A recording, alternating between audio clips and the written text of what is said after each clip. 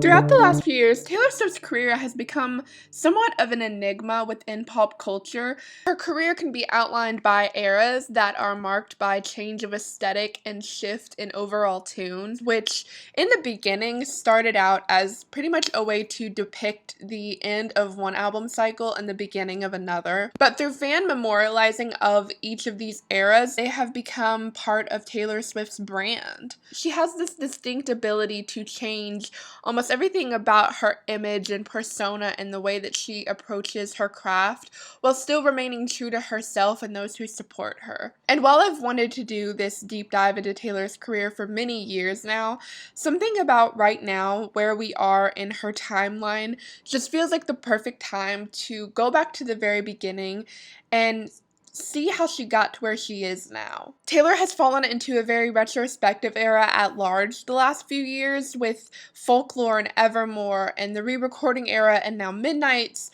We're watching as Taylor simultaneously moves forward by stepping into her past. There is something so beautiful about watching Taylor reclaim her own name that has really grasped this world. And I just think it's interesting how much of the past is a part of that moving forward. Taylor has talked about, and it's kind of like this known thing, that women, successful women in these big industries, are kind of pushed to reinvent themselves 100 times over so that they're this new shiny thing. Taylor talks a lot about it in her 2020 documentary, where successful women aren't always tolerated long term. We're used to kind of seeing in the media these women get to a pinnacle of success and then being discarded or being made the laughing stock or being torn down in one way or another. That was a norm of the 2000s and 2010s. And Taylor has been one of the few who has not been able to necessarily escape that, but come out on top of it. Many times over, people have predicted and even plotted her downfall, yet every time she overcomes it stronger and better than before. And to watch as Taylor delves into her past lives of her career, and to watch all of these old parts that Reputation Taylor said were dead come back with a vengeance, has been very exciting. And not just for me as a longtime fan, but for the world. There's something really intriguing and powerful about this new shiny era of Midnights being about looking back on the past and in a lot of ways reclaiming it. There was the time where people tried to discard her in 2016, and to see her reclaim her voice then was an incredibly powerful thing, but to now see her do it yet again, and she has fostered one of the best celebrity fan relationships out there,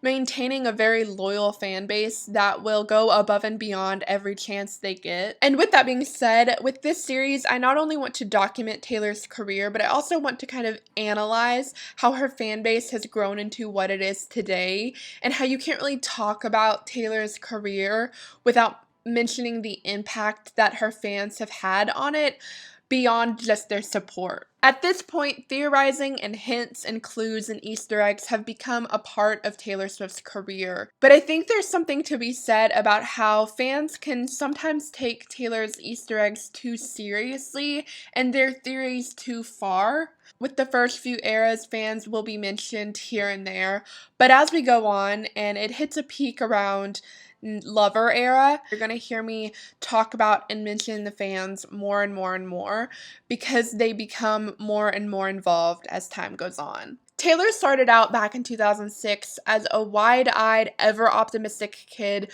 with ambition and drive as big as her dreams. She was an exuberant, glitter-loving, cat-obsessed young girl who has evolved into an exuberant, glitter-loving, cat-obsessed grown woman, though she hasn't come out unscathed. And it has all been documented throughout her craft, from her middle school woes of being left out to her first encounters with celebrity and its darker sides, to the attempted downfall and resurrection of her reputation. It's all been captured in the time capsule that is her discography. But as big of a star as Taylor has become in the last decade, it's so interesting to see her reaping all of the benefits from the seeds she spent the early years of her career sowing. Interestingly enough, Taylor's first 5 albums document her journey of climbing the ladder of success, while her most recent latest 5 albums have documented more so the journey of surviving the tightrope that is at the top of that ladder. And at this point, it's kind of hard to pinpoint what Taylor is most well known for, whether it's one of her very many #1 songs, the number 13, the age 22, the year 1989, the list goes on. One of the best parts about Taylor's discography and her career is that all of it matters. The smallest of details that may seem insignificant are often incorporated within her work. But as Taylor's career grows and she cements her legendary status with every record she breaks, I still think that it's lost on a lot of people how much of an impact Taylor has had on the music industry as a whole. And not only with her music, behind the scenes, Taylor has been one of the many powerful women leading the charge at dismantling the patriarchy, control, and domination that men have over these major industries. She was one of the first and really only A-list celebrities to be outspoken about streaming platforms and how they have overtaken and forever changed the music industry in some unproductive and backwards ways. But because of Taylor's insistence on standing up to the problem, significant change has been made that will benefit artists big and small for decades to come. But in today's world, that part of Taylor's impact on the music industry isn't really talked about much at all, but I bet good money that will be one of Taylor's most lasting influences on the industry.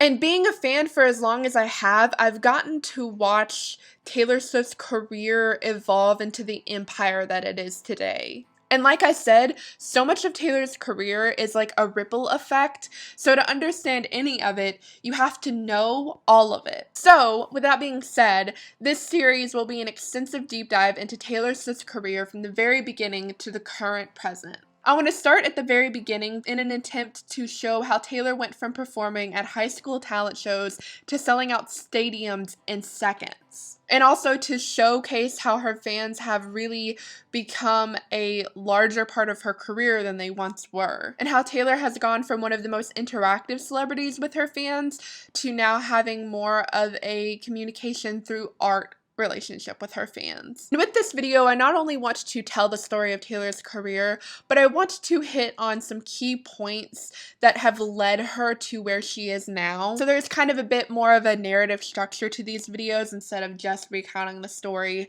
We're kind of hitting on points of importance. So to do that, I have these 5 questions that by the end of this series, I want to be able to kind of answer with callbacks to moments in her career that we've discussed. So the questions are, number 1, who is Taylor Swift? Not just what the media has told us or the persona that they have pushed upon us. Number 2, how has Taylor created and maintained such a loyal fan base? Number 3, how has Taylor managed her longevity and prolonged relevance, especially when so many others have not been able to do the same? Number 4, how is Taylor continuing to break sell records in the streaming era when physical media has all but died out? And number 5, what is Taylor Swift's legacy? At this point in time, these videos have kind of been growing bigger than I imagined when I started this. This will be a 4-part series. Part 1 will cover Taylor's background and beginning through Speak Now. Part 2 will cover Red through Bleachella. Part 3 will cover Hiatus through Lover. Part 4 will cover Folkmore through Midnights. I'm guessing the videos will end up being about an hour and a half each. I'm not really sure. I'm ending up with hours and hours and hours of footage.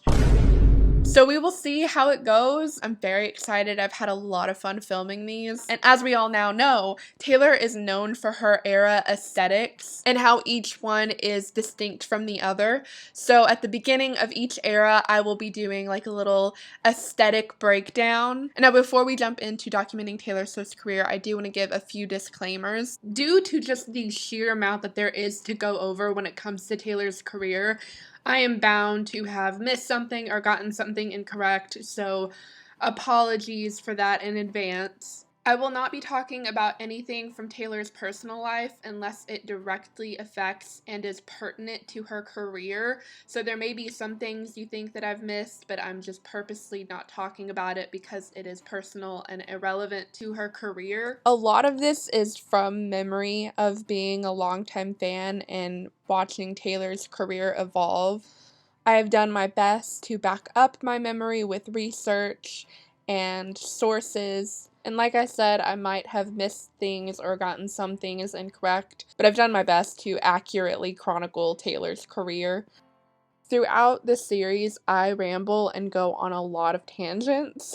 The videos will be chaptered so you can more easily navigate through the topics. This is an opinionated video. I'm coming at this from the lens of a fan, so if I have any commentary to give, I will be giving it. Like I said, a lot of this is from memory, so I will be doing my best to link all of my sources on screen as well as in the description. But there are some things that I have been unable to find hard evidence for, so you might just have to take my word for a bit of it. And with all of that being said, without further ado, let's begin the video.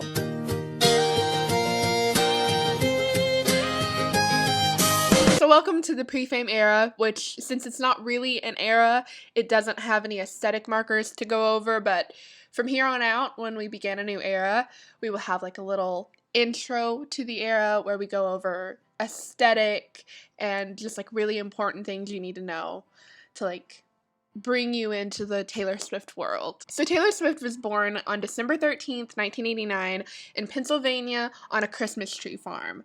Well, she wasn't born on the Christmas tree farm, but she was raised on a Christmas tree farm. And for most people, those would be insignificant, unimportant facts. But like I said with Taylor Swift, everything is important, and all of those facts come up within her career and discography. Taylor's parents have said that she was musically inclined from a pretty young age. They would tell the story in early interviews where she would be like singing Disney song melodies, but she would be making up her own lyrics. But music did kind of run in Taylor's family because her maternal grandmother, Marjorie Finlay, was an opera singer. Taylor also has a song named Marjorie that was on her 9th studio album Evermore, and it is about her late grandmother. And she also makes a reference to her grandmother in the 2015 Wildest Dreams music video. Her character within that music video is Marjorie Finn, and she also dons a black wig, which makes her resemblance to her grandmother striking. From what we've heard, Taylor was a normal, if not fairly gifted kid. She loved writing from a very young age, and even like won a few like in-school awards for her poems and other things she wrote. In an interview in like 2015, Taylor talked about how she wrote like a full novel when she was like 13 years old, and it was about a girl named Girl, and it was like she fully finished it, and like her parents have it somewhere. She talked about how when she was younger, her parents would listen to like all kinds of different music, rock, country, folk, bluegrass, but Taylor always gravitated towards country music. She was a huge fan of singers like Shania Twain and Faith Hill. Pop music wasn't really known for its writing merit back in the day, and if you wanted more of a story-based kind of music, you would go to other genres such as country. Taylor has talked about where one of her first ever concert-going experiences was a Shania Twain concert. That is incorrect. It was not a Shania Twain concert, it was a LeAnn Rimes concert, where Taylor was actually noticed in the crowd. She says that Shania really interacted with her, and Taylor has talked about how that greatly impacted her view of fan and artist relationships, how special she felt in that moment, and how she wanted to make other people felt if she were ever able to get famous herself. It's something you definitely see has impacted the way that she interacts with her own fans. Taylor got her first guitar when she was 8 years old, but at the time, her hands were too small to actually play it, so she says that it sat in a corner for a few years until one day she was taught a few chords on the guitar, and that night wrote her first song, which is called Lucky You, and later got produced. Like when they were like working on getting her a record deal, it was produced, and you can so clearly hear Shania and Faith's influence on that song. It starts with one of those like classic country girl music woos in the very beginning. And it's just a wholesome song. It's about a girl who dares to be different and uses that as a strength instead of being like a bad thing. A very fitting song for Taylor, who at the time was in middle school and very much an outsider. Taylor has talked a lot about how she was kind of ostracized back in middle school, and her unyielding aspirations to make it big in country music didn't really help that. Not that it in any way was her fault, but you know how middle schoolers are. Taylor was 10 years old when she pretty much decided she wanted to be a singer and made up her mind that she was going to do whatever it took to make that happen. And being such a big Shania Twain fan, she knew that Shania, along with many other big country artists, had been discovered in Nashville. So with Taylor's eyes set on Nashville as the goal, she talks about how relentlessly she begged her parents to move there, at least visit. She wanted to go and see where all of her favorite artists had come from. And Taylor would tell the story of how when she was 11 years old, her and her mother would drive up and down Music Row, which is where like most of the big record labels are located in Nashville, and she would run into these record labels and give them a CD of her singing karaoke songs and give the iconic speech of, "Hey, I'm Taylor. I'm 11. I want a record deal. Call me." After this trip, Taylor patiently waited the call from some record label in Nashville that she never got. And this is when Taylor started getting really serious about songwriting, and she would talk about how she would like practice until her fingers bled. And there's a story from this time that really shows how determined Taylor was from the very beginning, and it also kind of shows how stubborn she can be. And if someone says she can't do something, she's going to show them that she can, and she's going to go above and beyond any chance she gets. And the story goes that when Taylor was learning how to play guitar, she would talk about wanting this like really beautiful guitar that just so happened to be a 12-string. And her music teacher was like, there's no way that you're ever going to be able to play that. Your hands are too small. Like, you just don't even think about it. And so, of course, Taylor got the guitar and learned how to play it. She said being met with doubt really pushed her to want to do it all the more. And this is kind of when the practicing until her fingers bled came into play. And so Taylor spent from 11 to 12 years old doing nothing but trying to learn her craft as best she could, learning how to play guitar better, honing in on her writing skills, doing everything she could to just be a great musician. And overall, around age 11, 12, she really just started taking the whole thing more seriously. And by the time she was 12, her family decided they would move to Nashville. And I think that this is a good moment to why a lot of people underestimate Taylor as a songwriter or as a musician in her own right is because she was privileged. She had a very privileged family. She came from a pretty well-off upper class family, and so if Taylor had failed at this, it wouldn't have been like the end-all be-all. Like for some artists it is. Her story is not rags to riches. She had a fallback. If she failed at being a musician, she would still most likely make it okay in the world. And so I think that lends itself to why a lot of people underestimate her or undervalue her as a songwriter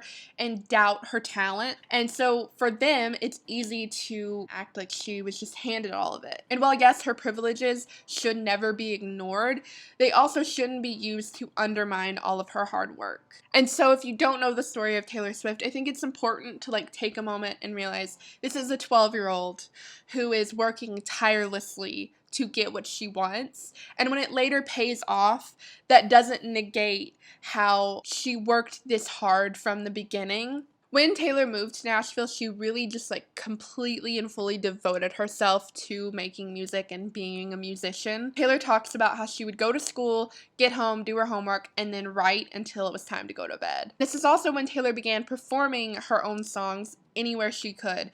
She talks about how she would take any gig she could get, talent shows and biker bars alike. She would perform anywhere she got the chance to. And I think it's important to know how hard Taylor was being on herself during this time.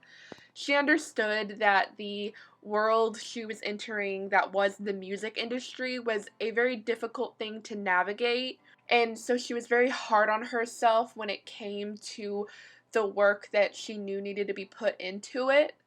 So I'm going to go ahead and read a journal entry that we got from the Lover Journals back in 2019. This is from the Third Lover Journal, and the entry is from May 2003. I tried to practice my songs for Nashville, but I completely psyched myself out and broke down crying. I don't know if I can do this. I want it so bad, but I get so scared of what might not happen. When I miss notes, I dive bomb and the whole thing goes crashing down. I just have to breathe in and breathe out, breathe in, relax. Nashville is not going to kill me. I can handle it. I'm okay. I'll be fine. I'm young. I'm talented. They'll see it in me. I'll be okay. I've got to hang on. I can't worry. I'm only 13. I'm allowed to make mistakes, right? Oh, this is a lot to handle. Taylor spent her first 2 years in Nashville doing everything she could just to get her foot in the door, and by the time she was 14, it began paying off. At age 14, Taylor got a job with Sony as a songwriter. She would talk about how her mom would pick her up from school and they would go straight to Sony, where she would write for like 4 hours and then go home and do her homework and go to bed. It's also around this time where Taylor got offered a development deal from RCA Records. RCA Records is like still to this day, one of the biggest record labels out there, and for them to be offering a 14-year-old anything was like a huge deal. But with that being said, a development deal isn't what Taylor wanted. A development deal is kind of like where they put you on a shelf, where they say, we see potential in you, but we don't think that you're ready just yet, so we're going to put you on a shelf and watch your development, and if we think in a couple of years you've improved enough, then we'll offer you like a full-on record deal. So as exciting as it was for her to have the opportunity at 14 years old, it wasn't really what she wanted, and she made the incredibly brave decision to walk away from the development deal. She decided to walk away because when you're in a development deal, you can't be looking for any other deal or any other option, so she would have been locked down and unable, even if someone did discover her, she wouldn't be able to take it because she would be under this development deal with RCA Records. So walking away, while it was something that she did take a while to think about, there was really no other option because she knew that she deserved better than a development deal. Sorry if the camera angle just changed. I had to change my battery. Sorry about that. But with every ending comes a new beginning, because after walking away from RCA, there was also around this time where Taylor began to perform at the Bluebird Cafe. The Bluebird Cafe is this little cafe in Nashville where a lot of big country artists have been discovered. Shania Twain, Keith Urban, Dierks Bentley, Vince Gill were all discovered at Bluebird Cafe. So it was a huge deal for 14-year-old Taylor to even be playing there. And it was, of course, at the Bluebird Cafe where Taylor herself was discovered. I think it's funny that that was a place she wanted to perform so badly because Shania Twain and all these other people were, discovered there. And now she's the biggest artist to come out of the Bluebird Cafe. That's so cool. In the audience of the Bluebird Cafe was none other than Scott Borchetta. Which, if you know anything about Scott Borchetta, you know that now he's like on the Swiftie blacklist. But back in 2004, he was not, and he is the one that discovered Taylor. Every villain has an origin story. But back in 2004, Scott Borchetta saw in Taylor Swift what the world now sees in her, someone who was able to make it big and all on her own merit. And while it was kind of risky for Scott to offer a 14-year-old, who while talented was still very much an amateur at the time, to his record label, lucky for Taylor, it was also a risk to sign on to Scott's record label because it did not yet exist. Basically, Scott's story is that he worked at, I think it was Republic Records, which is kind of funny because that's where Taylor is now signed to, but he had a dream to start his own record label, and while again, on Taylor's part, it was very risky to sign with him, Taylor saw the same potential in him that he saw in her. So the two took a bet on each other, and Taylor signed onto Scott's record label, which was named Big Machine Records. But do keep in mind that Taylor was 15 years old when she officially signed the contract, but that's something that we'll get into vis-a-vis 2019. Now jumping back to 2004. So Taylor was the first ever artist to be signed to Big Machine Records, and she immediately began working on her first album.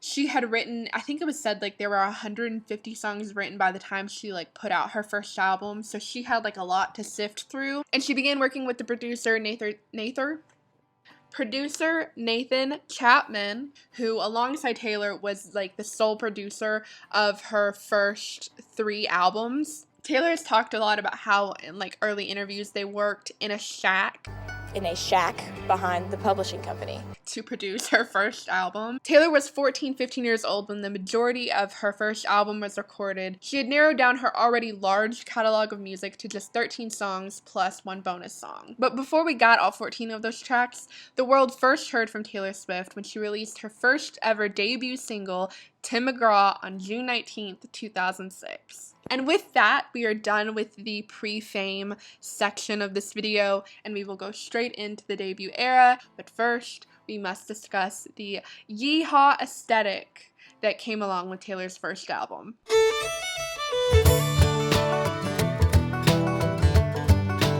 The debut era didn't really have as many defining characteristics to its aesthetic as future eras do. It's mostly remembered for its sundress and cowboy boot aesthetic, though we do see Taylor playing with old Hollywood aesthetics, as well as more fairy tale princess looks for music videos and red carpets. When we do see Taylor kind of step out of the box when it comes to the aesthetics for this era, it's typically something that was very trendy in the early 2000s. Taylor's hair in this era is much less styled than we will grow accustomed to later on.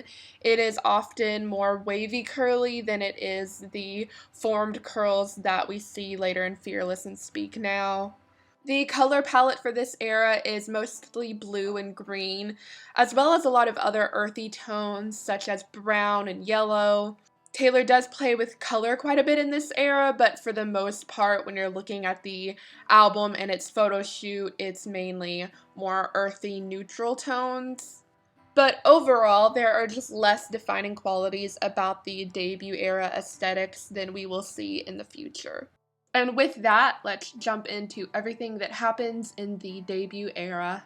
Hello, and welcome to the debut section of this video. So we're going to start where we left off with the pre-fame era, which is the release of Tim McGraw. So Taylor herself boxed up and mailed the physical CD with the Tim McGraw single on it to different radio stations and music producers. And it's just so wholesome and sweet to see how far she's come, because as I'm filming this, I've already scripted out and mapped out most of her career. So like to come back to this point after like getting to the Lover and Folklore era, it's just so sweet to see where she started and how involved she's been from the very, very beginning. Now, with the song Tim McGraw, I cannot begin to express to you what an ingenious marketing move it was to name the song Tim McGraw. Back in 2006, Tim McGraw was like at the peak. He was country music at this time. Like, I feel like so many people, it's like lost on them what a truly genius move that was. She was a nobody at this point. She needed to garner notoriety,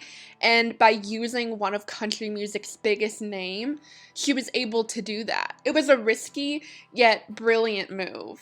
It begged interest of the listener because it was kind of weird to name a song after a big celebrity like that. It's normal to us now because we've had the song for almost 20 years, but at the time when Taylor would like introduce the song, she'd be like, "I'm not a stalker, I just named my song Tim McGraw."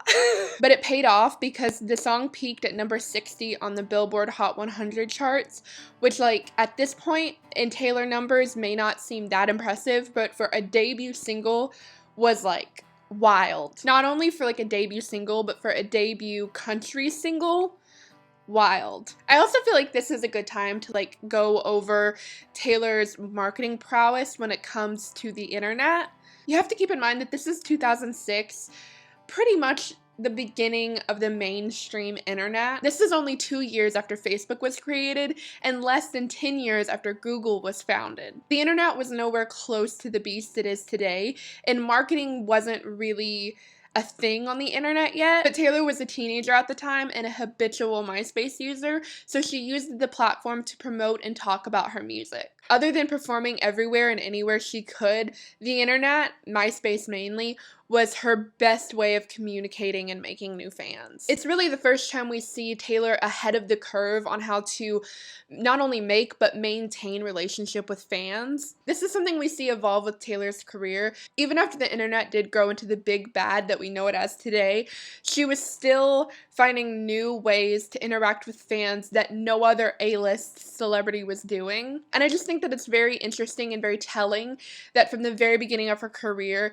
she has been at the forefront of coming up with new ways to connect with her fans. All of Taylor's hard work for the past several years of her life began to pay off. In September 2006, she performed at the Grand Ole Opry for the first time, which is a pretty big deal for such a small artist with only one single out at the time. The intriguing name, paired with the fact that Tim McGraw is just objectively a good song, made Taylor Swift's name become more and more of a common thing within the country music industry. The song was released as a single in June 2006. Taylor spent most of the summer doing radio tours and just doing everything she could to promote the song. And by October 2006, she was the opening act for Rascal Flatts tour. And by 2007, Taylor was opening up for most major country artists. George Strait, Brad Paisley, and even Tim McGraw himself alongside his wife Faith Hill on their joint tour in 2007. This was great exposure for her, and it really showed how well she knew how to market her music. Taylor spent the last bit of 2006 and the majority of 2007 on all of these various tours, opening up for these various artists, and she even went back on tour with Rascal Flatts in 2008. But to jump back to October 2006, just 5 days after her first time opening up for Rascal Flatts, Taylor's debut self-titled album, Taylor Swift, was released. The album did incredibly well for a debut album, peaking at number 19 on the Billboard Hot 200 chart. Correction, it debuted at number 60, but it actually peaked at number 5 on the Billboard 200 chart. And when you really think about it, the fact that this was a country album by a teenage girl who had been repeatedly told that the majority audience of country music was 30-year-olds and that there wasn't really much of a teenage consumer base when it came to country music, the fact that her album debuted at number 19, that's incredible. And there is one journal entry that most of the time I think I'm not going to remember any journal entries until I'm editing, so you'll see a lot of editing me with the journal entries. But one that I have remembered, she's talking about how she... I'm just going to read it, okay? Then we headed over to Capitol Records and met with the president and the vice president of the company. They totally flipped out over me. They even said I was the most talented 13-year-old they had ever met. She was 13, meeting with the president of Capitol Records. They said that I should be thanking God every day for the incredible gift he gave me. Well, I appreciated the compliment, but then they followed it up with, I just hate to see you jump into this right now and have a short-lived career. They very politely agreed that country is directed at 35-year-olds. Radio just doesn't play teens.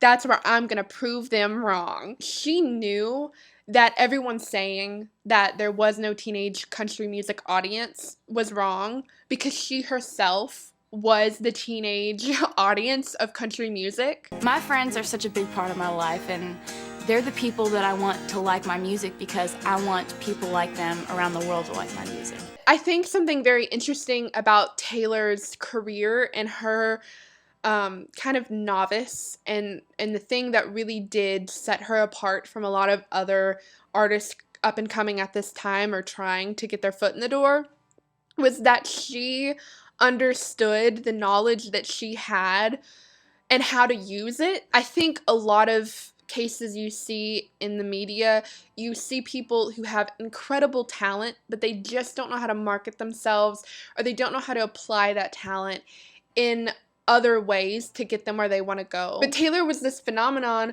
of incredibly talented while equally smart on all aspects of the career. She not only knew how to market herself and her music, but where to do it. And not only does she know that's incorrect because she herself is a teenage fan of country music, but she has friends and now fans of her own that are teenagers. She knows who's listening to her music I think she knows that if we're going to like it and accept it, then without a doubt she's going to put it out. When people see someone get up and sing a song about what they're going through, they can identify with it and really like it. But I really think that that is something that is often overlooked in her career. And while we're talking about Taylor and audiences, I think one of the most important and crucial aspects to how Taylor has been able to garner the relationship with fans that she has is something that started with a tradition with her very first album, which even if you're not a diehard fan of Taylor Swift, I'm sure you are aware at this point of her love of secrets and hidden messages and clues and hints. And that all started with, in the booklet for her album where all the lyrics were written out for all of the songs, she would have all of the lyrics be lowercase, except for every so often you would see a randomly capitalized letter. And each song had so many randomly capitalized letters, and if you took them all and wrote them out, you would have a secret hidden message. And this message would be some kind of nod to who or what the song was about. And Taylor would talk about this in interviews, and she would encourage people to go find the hidden messages. And what this did was not only kind of like made buying a Taylor Swift album a fun thing, and it gave it like this extra piece to the puzzle. It also made people read the lyrics. While people were looking for these capitalized letters, they were finding out how well written these songs were. And then you get to the point where you're getting this extra information and you feel way more invested in the story being told. And that's something that Taylor did that helped get people not only invested in her music, but in her. And when you feel invested in someone, it's much easier to become this loyal fan of theirs. It was the thing that sealed you in as a fan. It was like this great music, this kind artist, and then there's games too. There's these hidden messages, and there's so much more than you would expect or that you typically got with music. And it just made it so much more fun. And I think that that is not recognized in Taylor's early career. She's known now for all of her Easter eggs and all of those things, but it's something that she's done from the very beginning, and it's something that set her apart and really gave her an edge while still being an up-and-comer. And another thing that's very important to understand about Taylor Swift is from the get-go, she treated fans with the same amount of loyalty and respect that they treated her with, and that is something that you didn't often see with these artists. We feel like we owe them an awful lot for being there to support her. And I think that Taylor being so young and understanding the impact that a good, kind artist can have on a person, it gave her an edge up. The point I'm trying to make is she was aware that fandom culture was evolving and that she needed to evolve with it. So she was able to put a lot more into fostering a good relationship with her fans from the beginning and letting that be kind of the foundation to her career instead of it being an afterthought. New nail polish alert. Also, I forgot to put on jewelry, so ignore that. Also, please ignore if any bobby pins show. I have bangs, and early era Taylor does not have bangs, so I've had to conceal them. So that's not been easy. Also, Taylor's debut hair is much, much curlier than mine, but I plan to straighten my hair a lot for these videos, so I cannot justify putting heat to curl my already naturally curly hair. So we're just gonna have to deal with whatever this is. And I appreciate you putting up with that. Thank you. But anyway, back to debut. In February 2007, the second single for Taylor's debut album was released alongside a music video for Teardrops on My Guitar. The song peaked at number 13 on the Billboard Hot 100 charts, which was Taylor's highest ranking single at that time. It was clear that all of her promoting and touring with these big artists was beginning to pay off. She was becoming much more of a recognized artist in the country music sphere. In the music video, Taylor wears this iconic green dress, and she actually wore that same dress to the 2000 CMT Awards in 2007. That same night at the CMTs, she won the award for breakthrough video for the Tim McGraw music video, and she performed Tim McGraw, which was like one of her first like televised performances. And Of course, since this is an award show, the actual Tim McGraw was there, so during the performance, Taylor walks into the audience, stands directly in front of him, and sings the song, like, to him. They, like, make direct eye contact and everything. It could not be me. And afterwards says, "Hi, I'm Taylor," and shakes his hand. And I just have to commend Taylor for that, because I would not have the gumption to put myself through that. Our song was released as a single in September 2007. It peaked at number 16 on the Billboard Hot 100 charts. And I'll just be mentioning the Billboard Hot 100 chart for the most part, because it is usually the only cited chart listed on most of the sites that I'm sourcing these things from. But it is notable and important to mention that our song, while it peaked at number 16 on Billboard Hot 100, it reached number 1 on the Hot Country Songs chart and was Taylor's first ever number 1 song. And I want to take a moment here to talk about how unique Taylor's approach to songwriting is and how noticeable it is with just her first 3 singles. So Tim McGraw, Teardrops on My Guitar, and our song have one very interesting thing in common, and that's that all 3 songs are about music in one way or another. The song Tim McGraw is all about how music can impact and commemorate a moment or a relationship. Teardrops on My Guitar showcase how Taylor's heartbreak or any other kind of emotion directly affects the kind of music she makes. Her teardrops on her guitar are the teardrops on her page. It's the sadness within her writing. And our song is about all of the mundane aspects of a relationship that make up the melodic DNA in Taylor's mind. Each of these 3 songs are about music in themselves, and I don't think that that was a purposeful thing Taylor did when she was writing the songs or when she was thinking of which songs to put out as singles. I just think that it shows from the very beginning how much music influences and affects and is a part of everything that Taylor does. And I think that it's a very fascinating part of Taylor's craft in her career. The things that Taylor creates from the very beginning are very self-aware. She sings about singing, she writes about writing. She has been self-memorializing since her very first single, and I think it's something that is often overlooked, especially within her earlier work, and it's actually very incredible and something that we continue to see throughout her career. With our song specifically, Taylor tells the story of how she wrote the song for her 10th grade talent show and how her friends all loved the song so much that that's what made her decide to put it out as a single, and how Scott Borchetta told her that she shouldn't be making all of these important decisions based on the feedback of her high school friends, but thankfully she disregarded his advice and put the song out as a single anyway, which makes the fact that this was her first number 1 all the more interesting. And this is a bit of an aside, but I think that this is like a good time to bring up the fact that you'll see throughout her career, Scott often advises Taylor not to do some of the most career-defining moves that end up being extremely successful. I think that's very telling, and it's something that we see from the very beginning.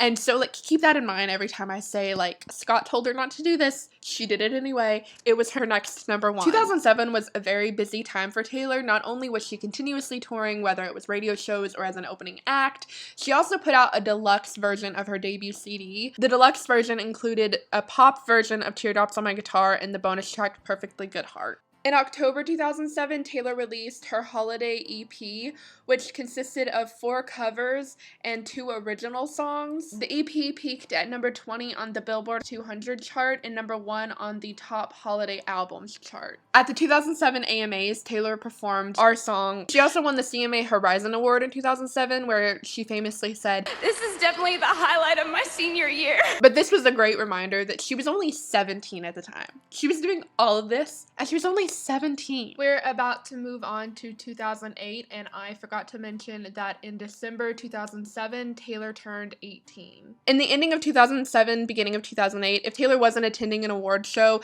she was either doing homework or writing music and preparing for her next album, while also still touring with various big-name artists. She attended very many award shows throughout 2007 and 2008. Again, this is the very beginning of her career, and she's just trying to show her face as much as possible. She garnered about 5 to 10 major awards for her debut album and even got a Grammy nomination for Best New Artist in 2008. I just also wanted to mention that January 2008 is also when Taylor made her first appearance on The Ellen Show. She released 2 more songs in 2008, starting with Picture to Burn in February, alongside her 4th music video. And this music video is special because it introduces Taylor's band who dubbed themselves The Agency. The name actually comes from this music video because they're all wearing like black suits and they said they looked like they were agents, so they named themselves The Agency. It's just a really funny name to me, and it sticks because to this day fans refer to her band as The Agency. And the members have changed a lot since 2006, of course, but we started out back in 2006. You had Grant and Paul on guitar, Amos on bass, Caitlin was the violinist, Mike Meadows was on guitar or banjo, Al was the drummer, and Liz was the backup singer. And then in May 2008, Should Have Said No was released as the 5th and final single from Taylor's debut self-titled album. We didn't get a music video for Should Have Said No, but instead got the first ever iconic Rain performance at the 2008 ACM Awards. Taylor actually said that she released Should Have Said No as a single purely just so she could perform it at the ACM Awards. And I just want to talk about how much I love the fact that Taylor utilized being a very small artist at this time, because in this performance, which is one of, not her first, but one of her first like big performances on national TV, and up until the first chorus of the song, she's wearing a black hoodie and jeans, and she's got like most of her face covered, and she's got this like edgy, I don't care that I'm performing kind of attitude going on. I mean, she's singing with her head really low, and it's just like, looking at it now, it's like, Taylor, who are you kidding? But at the time, she wasn't really known. So when you get to the chorus of the song, and it turns out that this hoodie and jeans is actually a tearaway costume, and underneath it is this black sparkly dress, it was like iconic. I'm sorry, but it's, I try not to use the word iconic too much, I really do, but like that was iconic. Not to mention the fact that later in the performance, a literal rainstorm happens. If you're not a Taylor Swift fan and you don't know about that performance, go watch it right now. On July 15th, 2008, Taylor released a little Walmart exclusive EP called Beautiful Eyes. The EP had 2 new original songs, Beautiful Eyes and I Heart Question Mark, and then a few alternative versions of a couple of songs from her debut album. The EP also came with a DVD that featured a music video for Beautiful Eyes as well as other footage. Late in the summer of 2008, Taylor began teasing new music by releasing the song Change in August of 2008. This was actually a month before Love Story came out, so Change was actually the first song from Fearless that we heard. It wasn't actually like an official single, but it was released for the AT&T Olympic Team USA soundtrack, and all proceeds were donated to the United States Olympic team. Sorry, I was not about to commit that to memory. I had to read from my notes there. A simple music video accompanied the song, and it actually debuted at number 10 on the US Billboard Hot 100 chart, which was actually the highest she had gotten on the Billboard Hot 100 charts, but it's like not well remembered that Change was released as a single. But despite that, Taylor had garnered a lot of fans at this time, so any new music was well celebrated. Also the fact that it was like, the Olympics are a huge deal in the US. I'm guessing worldwide, so I'm guessing especially back in the day, their soundtrack, which I didn't know they had, was like a big deal. And thus, the end of Taylor Swift's first ever era came to an end on September 15th, 2008, with the release of Love Story, her sophomore album's lead single. But yeah, that is the debut era of Taylor Swift. I wonder how many times editing me is gonna have to pop up and be like, oh, and this happened and that happened. We'll see. I hope not a lot. But without further ado, goodbye from the debut era, and let's jump into the Fearless era. The Fearless era is when we first see Taylor really embrace her more whimsical, fairy tale inspired side, not only with the aesthetics of the album, but also with the stories that are told throughout it.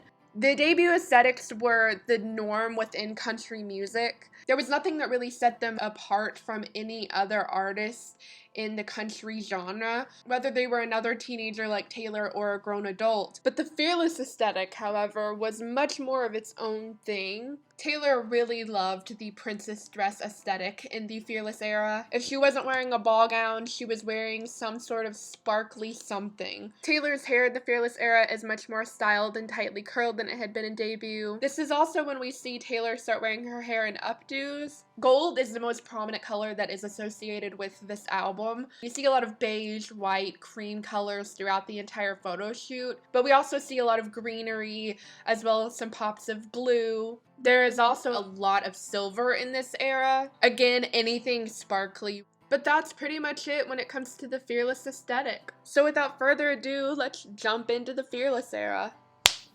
Okay. Hello. Hi. We've got a very fearless looking shirt today. I grappled with myself because this shirt is actually much more Fearless Taylor's version than it is like OG Fearless, but I was like, I like it too much to wear it for the very short amount of time we will be discussing Taylor's version, so I'm wearing it now. So the Fearless era is when we first see Taylor get her like first taste of real fame, and it's just like looking back on it, this era is so pure. Like you just want to like this era of Taylor is so precious. This version of herself is something that she looks back on a lot with fondness and a sense of loss, which is horrendously sad, and like I don't even want to talk about, I don't know why I brought that up. And yes, I know she vied hard for this fame. It's not like she stumbled upon this role in life, but regardless of that, that does not negate the hardships that she goes through, and it does not make any of it less harmful. But I do think it's important to keep in mind, like when I discussed her Horizon speech being about how she's a senior in high school and winning awards and going on tours, it's important to keep in mind that this was such a young person dealing with and going through all of this. And when we discuss certain things that happen in this era, certain VMA escapades, it's important to keep in mind that this is a 18, 19, early 20-year-old having to deal with all this. But anyway, to the actual point of this segment. With the release of Love Story in September 2008, Taylor was met with like a whirlwind of newfound success. All of her hard work for her debut album was really starting to pay off when her lead single for her sophomore album peaked at number 4 on the Billboard Hot 100 chart, yet reached number 1 on the mainstream Top 40 charts. It was the first country song to do so. With the release of Love Story, Taylor embarked on a press tour for this song, as well as teasing her upcoming sophomore album. She was doing her regular radio show tour, but she was also appearing on Good Morning America and other talk shows. She was just 18 years old and still lived with her parents, and that's something that she talked about a lot at the time. So from here on out for a while, you're going to hear a lot of youngest to achieve. Her mother has joined her on like every single tour she's ever done, all the way through rep for the most part, which is just like an incredibly precious and sweet thing. The relationship that Taylor has with her mother is just so endearing. Like I said, Taylor had become much more well known in the industry. She had been an up-and-comer until now, but when Love Story came out, it was such a hit that she really was like a bona fide artist at that point. There were a lot of eyes on her for what she was going to do next. While her debut album was pretty successful for a debut album, there was a lot of expectations that came along with Taylor because she was so talented so young. There was kind of this like question of, is she going to be able to live up to it? And all throughout the rest of September and October, Taylor really just did a lot of press tour and promoting of her upcoming album. The Fearless album officially came out November 11th, 2008 and peaked at number 1 on the Billboard Hot 200 charts and spent 11 weeks at number 1, which is the longest run any album had at number 1 in the entire decade of the 2000s. Taylor was on The Ellen Show again on the release day of the album. It was kind of like her whole segment being on the show was the fact that they were celebrating the release of her album. It was actually like a really wholesome moment. And also her high school best friend Abigail was there, which is so cute and sweet because she's mentioned on the album. The entire Fearless era, you really see Taylor get to relish in all of her hard work. It's really begun to pay off at this point, and you really see her enjoy it. This was also the Ellen interview where Taylor confirmed that Forever and Always was about Joe Jonas, and we got the infamous, iconic, one of my favorite Taylor Swift quotes. You know, when I find the person that's right for me, he'll be wonderful. And when I look at that person, I'm not even going to remember the boy who broke up with me on the phone in 25 seconds when I was 18. And another really cool part about this time in Taylor's life is that she vlogged. Yeah, she was an OG YouTuber. Taylor Swift vlogged. She would just post a random video documenting her travels and all of the different things that she had gotten up to, and it was just like super wholesome, and like she would put like really good music and then like do montages of like where she had been and what she'd gotten up to, and it was so cool. And it was another way to feel connected to her. And back in this time, vlogging wasn't like the thing it is today. It wasn't nearly as mainstream. So it was another way in which Taylor was kind of at the forefront of the internet and how to use it to connect with her fans. And I don't want to like belabor the point, but I do just feel like it's necessary to point out that Taylor has such a good relationship with fans because every time she got the opportunity, she would go above and beyond to interact with them or connect with them or share her life with them. Also, at midnight on the night of the album's release, Taylor went to Walmart and bought her album herself. It was just like a sweet little tradition she did for a few albums, and like fans would like gather around her and like buy it with her, and it was like this really sweet thing. Taylor spent most of the fall and winter of 2008 doing interviews and going to award shows. In December 2008, White Horse was released as the album's second single less than a month after the album's release. The song peaked at number 13 on the Billboard Hot 100 charts and had a video, which is, I know I'm going to say this a lot in this video, but one of my favorite videos of Taylor's. We get to see like our first little bit of Taylor's acting when there's like this talking part in the video. There's actually like several talking points in the video. Also, a little fun fact about this song, White Horse, it was actually kind of released back in September 2008 because it was featured on the season 5 premiere of Grey's Anatomy, which was at the time one of Taylor's favorite shows. She was very outspoken of her love for Grey's Anatomy and CSI, both of which are prevalent in the Fearless era. So we got to hear Change and White Horse before we heard Love Story back in 2008. Is that not wild? And there's actually this really cute video of her seeing the scene where the song is used for the first time. Our girl is jumping for joy upon hearing the song in the background, and it's so funny. And it just shows how like jubilant she really was back then. Like, she was so excitable, and like the fact that people like made fun of her for that, like just jail. Two very important things that I forgot to mention that happened in December 2008.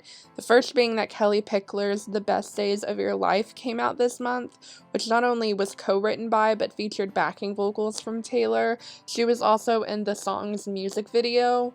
December 2008 is also when Taylor turned 19. Taylor made her New Year's Rockin' Eve debut in New York in 2008. She performed quite a few songs, our song, Teardrops on My Guitar, and then like a cute little medley of Picture to Burn, Love Story, Forever and Always, and Change. The emotional whiplash there, it's real. The success of Fearless carried on into 2009, and it was actually the year's best-selling album in the US, selling more than 3.2 million copies in 2009 alone. In January 2009, Taylor made her first ever appearance on SNL as the musical act. She performed Love Story and Forever and Always. She was also in one of their little skits that night. She played Annie in the Save the Broadway sketch. And this is our first, but certainly not last time, seeing Taylor Swift in a red wig. And then in February 2009, Taylor did her first Grammy performance, performing 15 alongside Miley Cyrus. And I guess this is as good a time as any to like talk about like how Taylor was perceived at the time, because though she was not a Disney kid,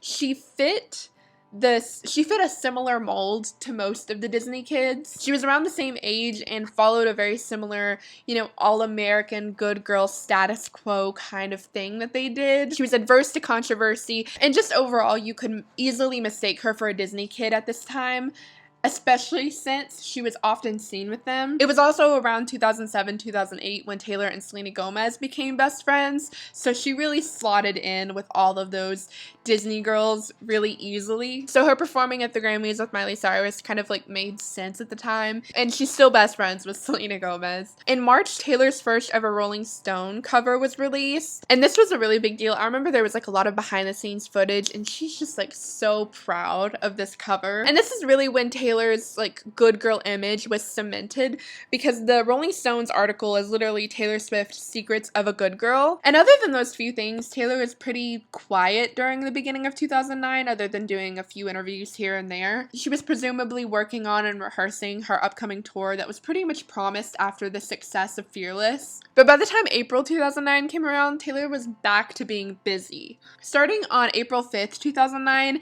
Taylor performed You're Not Sorry at the 2009 ACM Awards, being introduced via magic trick. No, that is not a joke.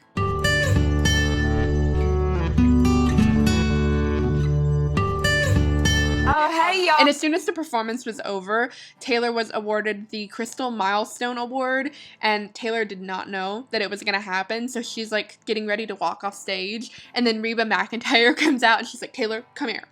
Come here. And it's actually like a really wholesome moment because like Reba McEntire is being super sweet, and it's kind of like this passing of the country icon torch. And then on April 10th, 2009, we got the release of the iconic Hannah Montana movie, which featured a cameo of Taylor performing her original song Crazier. And fun fact, Crazier is actually Taylor's earliest written song that's been released. Also, another little fun fact, another song in the Hannah Montana movie that's written by Taylor is You'll Always Find Your Way Back Home, which was co-written between her and Martin Johnson, the lead singer of Boys Like Girls, which that band will be mentioned again here in a moment. And then on April 20th, 2009, Taylor released You Belong With Me as Fearless's third official single. The song was released alongside a top-tier music video and peaked at number 2 on the Billboard Hot 100 charts. This was Taylor's highest charting song on the Billboard Hot 100 charts at the time and did wonderfully on radio. This is one of those songs that people would call in and request a lot. It was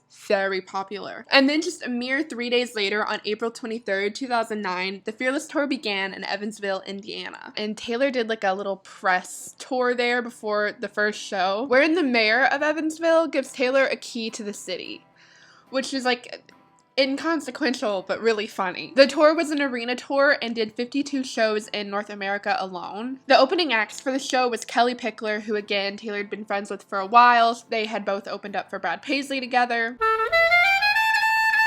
as well as the country band, I think they're a country band, Gloriana, and Justin Bieber. Also, while we're talking about tour, we must discuss the Tea Party. The Tea Party is what the after show meet and greet was called, but the Tea Party room is always like super decked out. For the Fearless Tour, it was very much peak fairy tale Taylor Swift style, but the Tea Party room was decked out with draped ceilings and velvet couches and many different rugs and textures. It was very eclectic and very cozy and very warm and very whimsical. But that's just me being an interior design enthusiast. The important part of the Tea Party is that all of the people who got to meet Taylor after the show were handpicked by her team, mainly her mom. Taylor's at the helm of her team, so her mom is like her second in command. And like I said, Taylor's mom went with her on like every single tour. So as the show was going on and as Taylor was performing, her mom would be scouting out the audience and going up to random fans who were either having the time of their life or just fans that she thought might want to meet Taylor, and inviting them to the Tea Party room. So the only way that you got to meet Taylor is if you were handpicked. And there would also be food and drink at the Tea Party, so even like before or after you met Taylor, you could just hang out and have fun and talk with other fans. And there would also be this like big photo op area where you would get your picture with Taylor. So the after show handpicked meet and greet is a long held tradition that I don't think, or at least I hope, will never end. Also, one more thing I want to mention before we completely move on from talking about the tour right now. There was a skit that took place as like a little intermission each night on the tour. It was called Crimes of Passion, and it's basically about the guys who Taylor has written songs about. It's a spoof crime show, and Taylor's bass player Amos narrates the whole thing. They interview Taylor's victims, such as Steven from Hey Steven, Tim McGraw, and even the actor who played Drew in the Teardrops on My Guitar music video, where he's complaining that people call him Drew instead of his actual name. It's super funny, and it really shows how aware Taylor was of the way that her tell-all music style was perceived. She was the vixen victimizing these men, blah, blah, blah. I just think that it's a great example of how self-aware Taylor has always been, and how she's done her dead level best to always lean into the joke. Because we've all been told, especially as young women, that if you want people to stop picking on you, you have to play along. So I think Taylor did that for a really long time until it just became unmanageable. But I just wanted to mention that this is the first time we really see Taylor lean into this joke Hi there, still editing me. I just wanted to mention, since I forgot to while filming, that in May 2009, Taylor was a part of a George Strait tribute concert. She performed his song Run. It's a wonderful cover. I highly recommend watching it. And then in June of 2009, Taylor was on an episode of CSI. Like I said, she was a huge fan of CSI and Grey's Anatomy and Law & Order. That's another one that she talked about a lot. It's kind of like Law & Order later replaced CSI because, as someone who watched CSI back in the day, it definitely... And so getting to be on the show was like a dream come true. She was clearly very excited about it. And from that cameo in the show, we got this picture. Yeah, I love that picture. And alongside her appearance in the show, we get a very edgy remix of the song You're Not Sorry. And it was released as a promotional single for the episode and also the Fearless album. And then on August 31st, 2009, while the tour is still going on, Taylor released 15 as Fearless's 4th single. And alongside the single being released, so was a music video that featured like a Marvel Studios amount of CGI use, as well as her high school best friend, Abigail, who's mentioned in the song. And then in September 2009, still while the Fearless tour is going on strong, Taylor released the Fearless Platinum Edition. And this was released because the album went like 10 times platinum or something. It was like a wild amount of platinum. And so the special edition was kind of released as a thank you to fans. And not only does it feature like 6 new songs, but it also has a lot of behind the scenes content, as well as a lot of other bonus footage. And when I say bonus footage, I do, of course, mean Thug Story. I don't remember how this came about. I think Taylor was doing promo, actually, for like the 2009 VMAs, and that's where she met T-Pain. In my head, like my head canon of the situation is Taylor was like, hey, would you want to like do a song with me that's not an official release or anything, but like we call it Thug Story, and I rap about baking caramel delight. You out clubbing, but I just made caramel delight. I want you to see more of this shirt. I'm like so proud of how fearless coded it is. I want you to see it. And also another little fun fact about this album is it's the first Taylor Swift album that I ever owned. And so this is literally the same CD I've had for years. It's broken. When I open it, the front part just falls right off. And actually one of the new songs featured on this album has one of my favorite like Taylor Swift deep lore stories. And the song in question is Untouchable, which is a very beautiful, acoustic, angelic song. But my favorite thing about this song is that it's actually a cover from a band called Luna Halo, and the original version of Untouchable is a punk rock song. So I just love thinking about the fact that 19-year-old Taylor, 19-year-old Taylor, heard this and was like, you know what? No. I'm gonna make it sound like this. And of course, when you do a cover and you put it on an album, you have to get the original band's or the writer of the song or whatever, you have to get their approval. And since Taylor changed so much of the song with her cover, she's now listed as an official songwriter on the song. And it really shows her merit and her ability to make music her own even when it's not technically. One of my favorite things about like seeing someone become a new fan is when they realize there's like before and after realizing Untouchable is a cover. And then also in September of 2009, the VMAs happened. And yes, when I say the VMAs, I mean the VMAs. Oh, even my microphone doesn't want to talk about this. And of course, we all know what happened. I am going to go over it, but like briefly. But what I do want to focus on more than the main thing that came out of this night is the lead up to it and the fallout from it. This was like Taylor's moment. At this point in time in 2023, we know that there are many, more peaks in her career. But back in 2009, this was Taylor's peak. She had been working so hard for years, and she was finally getting to enjoy this newfound fame and this newfound appreciation for all of her hard work. The VMAs was a pop music event, and Taylor was this country artist who was beating out some of the biggest pop artists at the time. But it was a big deal for her to be there that night, and it was a big deal for her to be nominated for Video of the Year, and I'm pretty sure she was up against Kesha and Lady Gaga and Katy Perry and Beyonce, and it was a big deal for this country artist to be the only non-pop genre in that category. So this night was a huge deal, and you can really see that Taylor was like taking it in. First of all, Taylor had done a lot of promo for the VMAs because she was one of the biggest artists at the time that was gonna be there. And when she arrived via pumpkin-shaped horse carriage in a very beautiful silver gown. It was supposed to be this like grand moment for her, this grand night. And to know what happens, it makes it so much sadder. But all I'm saying is like this was a big deal. This was a big night, and it was at the time a pinnacle and a peak of her career. So then it's time for the category of Video of the Year.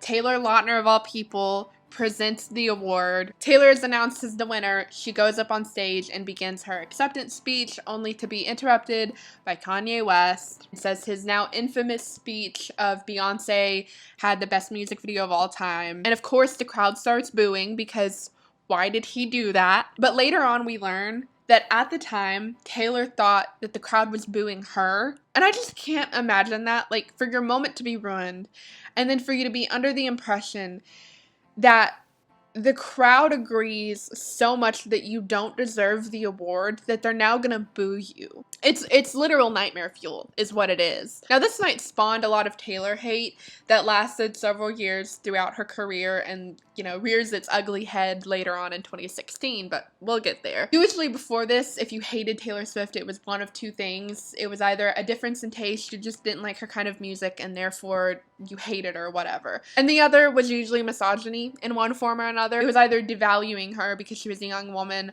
or just not liking her because she was a young woman, whatever. But after this night, there was now this, well, she plays the victim. She's wearing her victim as like this badge of honor, which like, no, she doesn't.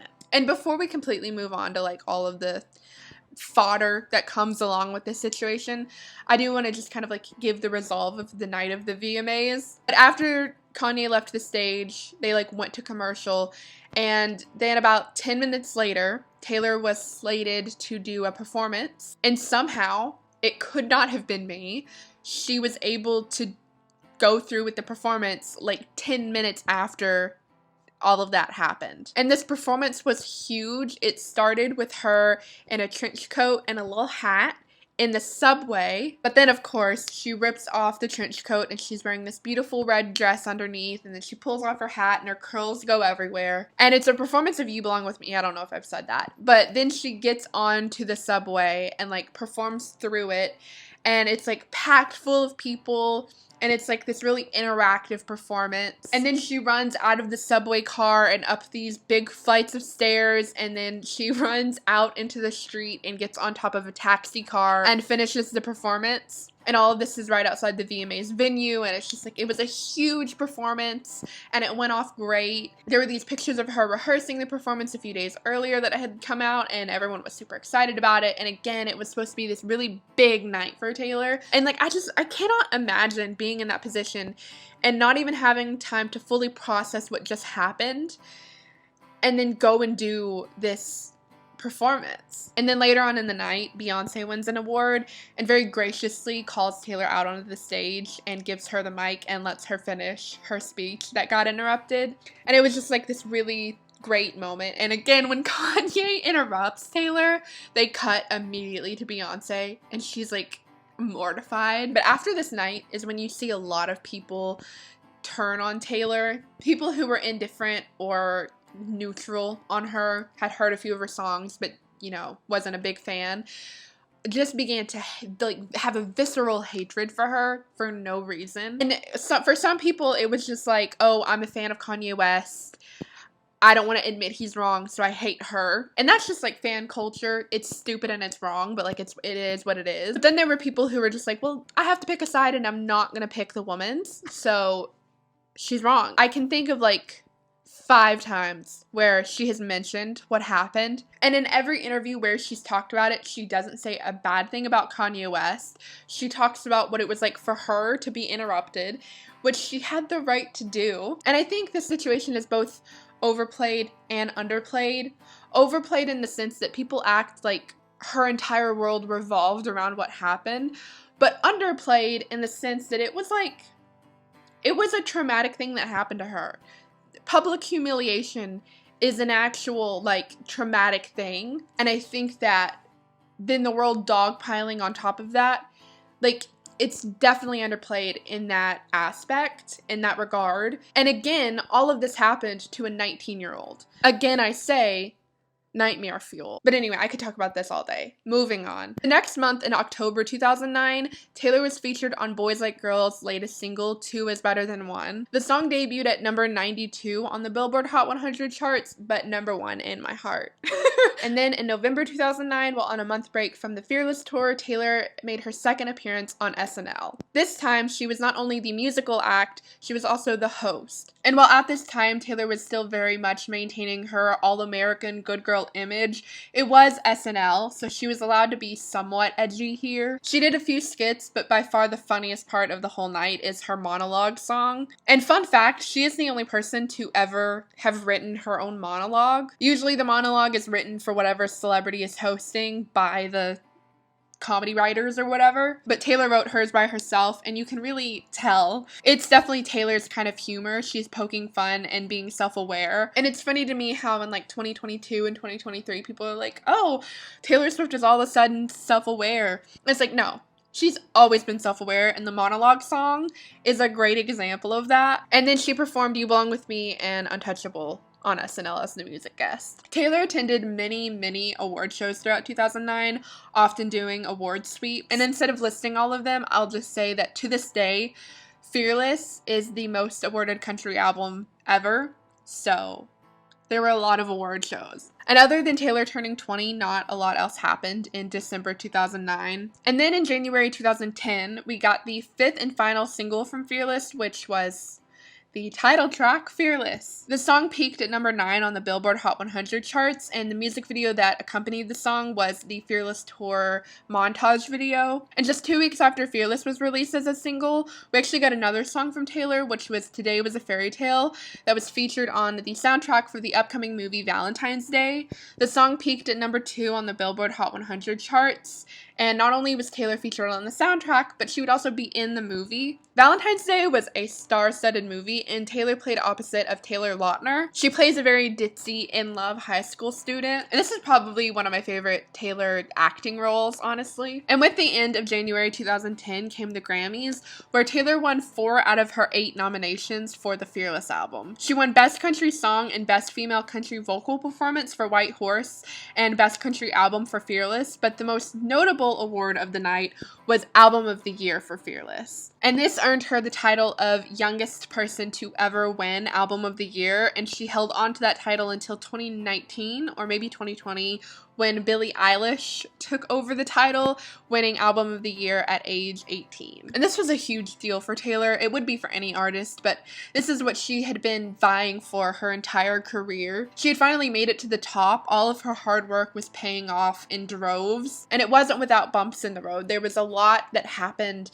in just the 3.5-year span of her career, but here she was winning Grammy Album of the Year at 20 years old, barely 20 years old. And now is kind of a good time to look back at the pre-fame era where Taylor was being told there's no teenage audience in the country music genre. And this was a pinnacle of her career at the time where she really got to prove herself. And prove herself she did. And this was also the night that Taylor did the iconic / infamous performance with Stevie Nicks. They played Rhiannon, You Belong With Me, and Today Was a Fairy Tale together. And this performance got a lot of critical response, specifically though from one very mean critic in particular who was known for writing very scathing reviews about everything Taylor did. But after the Grammys, Taylor went back onto the Fearless Tour, and she did 8 shows in Canada, 7 in Australia, 6 in England, and then 1 show each in both Japan and the Bahamas. I forgot to mention that in April 2010, Taylor performed at a tribute concert for Brooks and Dunn. She performed their song, There Ain't Nothing About You, and it's one of her very best covers to date. Also in April 2010, I forgot to mention that Taylor attended the 2010 ACM Awards show in a beautiful purple dress. She did a performance of Change that night, which started with her in a white dress and floating platform, and ended with her in a black ensemble belting out an 18-second long note while a choir sings behind her. It's such a great performance. Oh, and then she crowd surfs. And then in May, Taylor attended the Met Gala for the first time. That is not correct. May 2010 was Taylor's second time attending the Met Gala. The first time was actually in May 2008. But jumping back to tour, where in classic Taylor fashion, she had very many special guests on this tour, from Faith Hill to Katy Perry, John Mayer. And I only mention that because in June 2010, Taylor was featured on one of John Mayer's songs, Half of My Heart. And despite the fact that she did do heavy backing vocals, she is not listed as a feature on the song. And John Mayer says he did that so Taylor Swift fans wouldn't buy the album just for that feature, which would have happened, but like it's still no excuse not to credit someone. Like, she's on the song, she should be credited. But anyway, back to the Fearless Tour, which had been for the most part an arena tour, save for one of the final shows. On June 5th, Taylor performed at the Gillette Stadium. I believe this was the final US show, and so it was like this big send-off for the tour, at least the North American leg. And there's like this video of Taylor seeing her stage in this empty giant stadium, and it's just such a wholesome video. She's like got like this kid-like wonder in her eyes, and it's so wholesome. A few days after the Gillette Stadium show, Taylor hosted the now very iconic 13-hour meet and greet, and it's said that like thousands of people showed up, and they ended up having to give out wristbands because there were too many people to fit into 13 hours. It ended up being closer to 15 hours, and Taylor started writing down every passing hour. She would write it on her arm, and by the end of it, she had written all the way down her arm. I forgot to mention that also in June, we got the iconic 2010 CMT Awards, which is one of the first times we saw Taylor with straight hair on a red carpet. And then on July 10th, 2010, the tour concluded with 2 shows in the Bahamas. Also in July 2010, Taylor officially moved out on her own. She had purchased a penthouse in Nashville, and she'd actually been having it like renovated for many years. And I mean, she decked that place out. The glimpses we've seen of it throughout the years is like wild. Like, you look at that apartment and you're like, yeah, this is definitely what a 20-year-old multimillionaire would do. And I'm not making any of this up. The kitchen is painted like a mural. Like, each cabinet has like different swirly hearts, and it's like, I love this kitchen so much. She's also got a spiral staircase that leads to a human-sized bird cage that apparently has like pillows, and like it's like a huge bed, and it looks out over the Nashville skyline. And at the bottom of the staircase is a koi pond. And it also has draped ceilings as well. And those are just the parts that we've like seen and that we know about. Oh. Also, this Nashville apartment has a framed picture of her being interrupted at the VMAs by Kanye. And under it, it says, "Life is full of little interruptions," which is so funny. And just 10 days after the Fearless Tour concluded, just 10 days later, she did the iconic live stream on July 20th, 2010, where she not only announced that she had already pretty much finished her next album, but that it would be coming out in October, and that it was called Speak Now. And this was July 20th, 2010. Speak Now's lead single came out 2 weeks later. So this is the ending of the Fearless era. So we're going to go ahead and wrap up the Fearless era because nothing else happened between this live stream and Speak Now's lead single coming out. And as I've been filming these, I've been having to sit here like longer and longer. Like, we have hours. I have hours of footage to edit through. And it's just like crazy to me that like the amount of stuff she does doesn't slow down for many years after this. This is just 2010. We have so much to cover. Long live the walls we crash through, all the kingdom lights shine. Speak Now's aesthetic is the peak of fantastical whimsy and everyday dreamer's fantasy. It's got watercolor splatters and gold frames everywhere, flowy, fluffy dresses, as well as a lot of theatrical moments. Speak Now's aesthetic very much felt like a continuation or follow-up to Fearless's aesthetic, not so much a departure. Taylor wore a lot of beautiful gowns this era, however we also did see her step out quite a bit with suits and more campy styles, but for the most part she stuck to her status quo of beautiful gowns and really elegant classic looks. We saw a lot of casual looks in music videos, but we also saw a return to the old Hollywood and vintage glamour aesthetic. Taylor's hair was very similar in this era than it had been in Fearless, if a little less of a tight curl. She straightened her hair quite a bit in the Speak Now era, but still not enough for us to expect what was to come later on. The color palette for this album is mainly purple with pops of gold, yellow, and blue. It's actually quite a colorful album. It's definitely got that eclectic feel to it. This album is like peak comfort. Everything about this album just feels very comforting and warm and inviting. I think comfort is a great word to describe the Speak Now album as well as its era. And with all of that, let's jump into covering everything that happened in the tumultuous Speak Now era. So on August 4th, 2010, Taylor was on a plane to Sydney, Australia. And when she landed, she was horrified to discover that her upcoming single had been leaked online. And though the lead single was originally slated to come out August 16th, 2010, Taylor decided to roll with the punches of the leak and go ahead and release it that day. And though Taylor said at first she was really upset about the leak, it ended up actually working out okay because the song reached number 3 on the Billboard Hot 100 chart. And a few weeks later, the music video for the song came out, and to this day is one of my favorites. Taylor began doing press for Mine and Speak Now right away. Like I said, she announced the whole shebang, the album, the single, all of it back in the live stream on July 20th, 2010. And she never really took a break between Fearless and Speak Now, and this is something that she doesn't do for a while. I'm just shocked that she didn't burn out any sooner than she did. And I think that that's something that's really interesting about Taylor is her productivity has not slowed down in recent years. If anything, it's ramped up, but the things she focuses on are different. And as we go on, you'll see what I mean. She began condensing things when she could, but here at Speak Now and Red and leading up to 1989, there's no break. But I'm getting way ahead of myself. She took no break between Fearless and Speak Now and did continual press and continual performances. And then in September 2010, just a month after the release of Mine, Taylor performed at the 2010 VMA Awards. She did not walk the red carpet despite being nominated for Best Female Video. She didn't sit in the audience. She just showed up, did a performance, and left. And the song that she performed was unreleased at the time. And that song was Innocent. And if you don't know anything about the song Innocent, it is about the happenings of the 2009 VMA Awards, where Kanye West ran up on stage and interrupted Taylor's speech.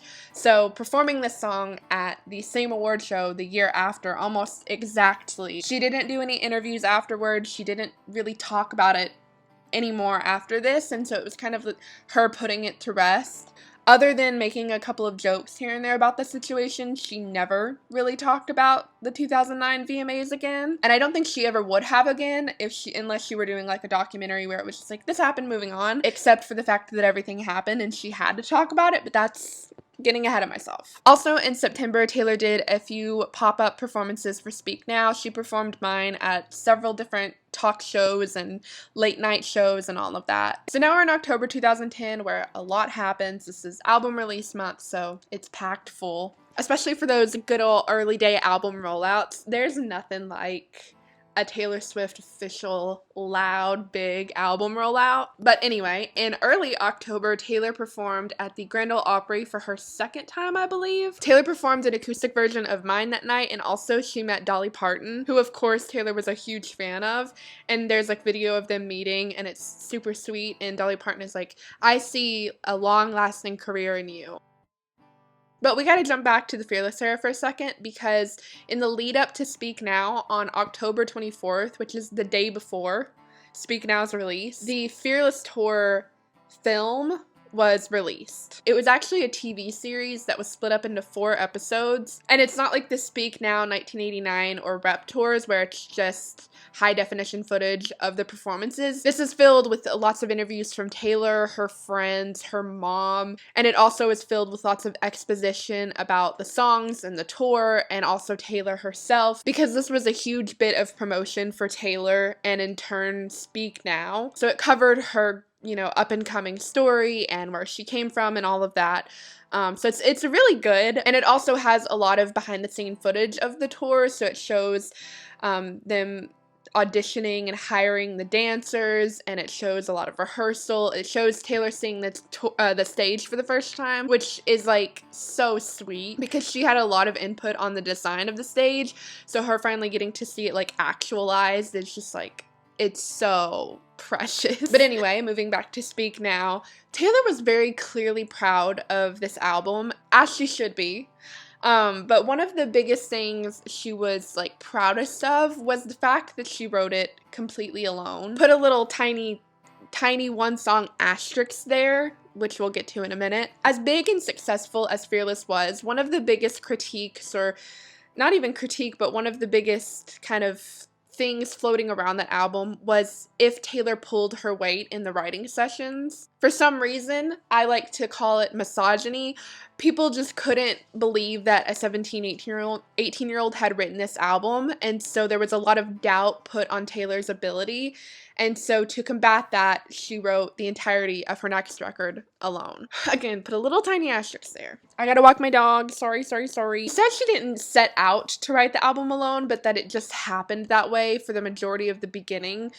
And then she was just like, okay, I'll roll with it. So then on October 25th, 2010, Speak Now was released to the world and shot right up to #1 atop the Billboard Hot 200 chart. Speak Now was a 14-track album, but on the same day of the original release, a Target exclusive deluxe edition was released. This deluxe edition had 3 additional original brand new songs, as well as a pop version of Mine and then acoustic versions of both Haunted and Back to December. Now, the reason I told you to put an asterisk by the completely self-written part of this album, the song If This Was a Movie was co-written by Martin Johnson, who is the lead singer of Boys Like Girls. So because of that, the deluxe version technically isn't self-written completely, but the original version is. I am losing my mind over the producer of If This Was a Movie listed on the Taylor Swift Licky form, because it says Johnston Swift, and I was like, I wonder who that is.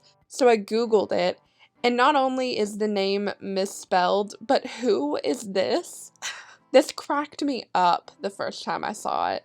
Also, it's produced by Nathan and Taylor, by the way. I wonder with the re-release if there are gonna be songs with other co-writers, or if she's gonna try to keep it as much to just stuff she wrote alone as possible, because I would love to hear more of her and Liz Rose. They wrote together a lot around this time, so I would love to hear like another Liz Rose song. I feel like my shadow is bigger today. Like, oh, I know what I did. I forgot to turn on a light.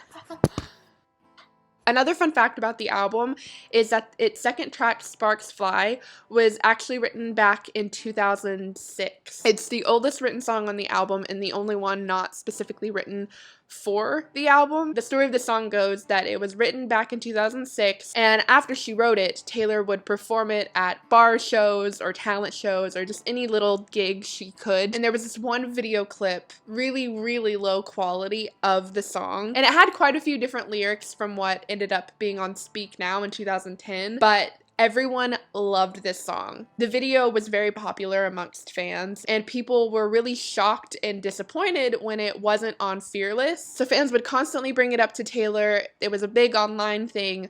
So when we got the Speak Now live stream back in July 2010, Taylor confirmed that Sparks Fly would in fact be on Speak Now. So there's definitely a Sparks Fly to All Too Well 10-minute version pipeline. And as for the tradition to buy her own album, Taylor went to Target this this time instead of Walmart, and a bigger crowd of fans joined her this time, and there's this funny video of her saying, "I don't know if it's good luck or bad luck to buy your own album, but I'm gonna buy it regardless." Also, the day of the release, Taylor performed a little pop-up concert in Central Park in New York. She performed several songs, but like the main one that most people remember is Back to December because there was a full orchestra there. And then Taylor also did a closed rooftop performance of Speak Now, the entire album, as like a little release party the night of the 25th. And a lot of fans were there, and it was actually filmed for something that we'll get to come November. But if you've seen this shirt, this is like the Taylor Swift shirt, and I had it and I've lost it, and I grieve it every day. But this is like a long sought after, like, iconic Taylor Swift shirt, and the picture on it came from the rooftop performance. That's fun fact. That's not important, but anytime I get to talk about my lost shirt, I will. And then a few days later, on October 29th, Taylor was in LA doing press for Speak Now, and she like randomly put out a tweet, "I'm gonna do a performance like in the middle of LA." They had this big double-decker bus for Speak Now promo, and it was also, I think, her tour bus or something. But Taylor put out this random tweet, and then like an hour later showed up and was gonna do a performance. And like, despite the tweet being out for like 2 hours, thousands of people showed up. And so she and her band got on top of the double-decker bus. Maybe it wasn't double-decker.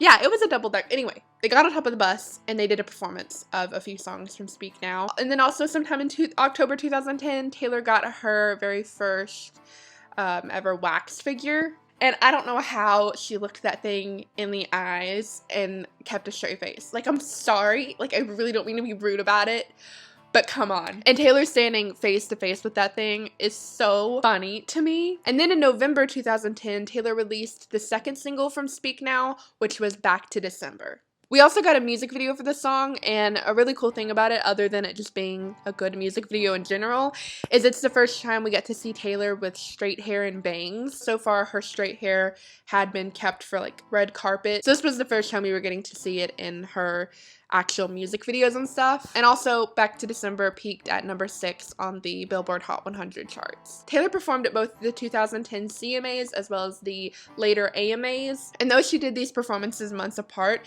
they both in different ways foreshadowed what we would come to see on the upcoming Speak Now tour. For the CMAs, she wore a very similar dress to what we would see on tour, but for the AMAs, that's the first time we got to hear the iconic mashup between Back to December and One Republic's Apologize. Your door, I understand.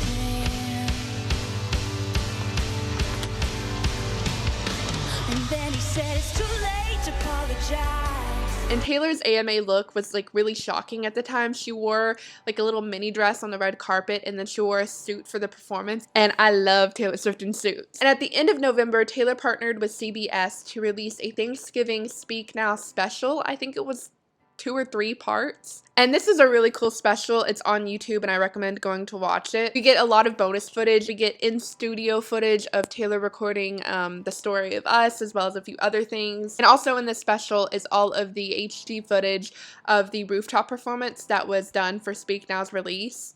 She performed most of the album that night, and a lot of the performances are spread out between all of the other content. Also in the special, we got the closest thing to a haunted music video I think we'll ever get, where they did a dedicated live performance in what looked like a haunted house. And it was like, it fit the aesthetic of the song really well, and Taylor's vocals were amazing, and it was a great performance. Then for the rest of 2010, Taylor mainly did Speak Now promos. She did quite a few late night interviews and talk shows and just overall press for the album. And one of my favorite performances from this time is the David Letterman. It's the one where she's wearing a purple dress, and it's just, she sounds so good that night. I forgot to mention, in December 2010, Taylor turned 21. And then in January 2010, Taylor was featured in a CoverGirl campaign. She did several photo shoots and even a few commercials, and that continued on throughout the year. I think the last one was like early 2012, if it lasted that long. We also got this beautiful green dress, which always makes me think of Permanent Marker. I found that picture of you in that green dress. Also in January 2011, Taylor performed a boat show. There was like, I don't remember the occasion, but there was this big boat. It might have been a Disney thing. Anyway, she performed on a boat, and she performed a lot of songs from Speak Now. And then starting in February 2011, the Speak Now tour began. To be exact, it began on February 9th, 2011 in Singapore. I want to come out right out of the gate and apologize for not owning or buying a large headband with a flower on it, but I am trying.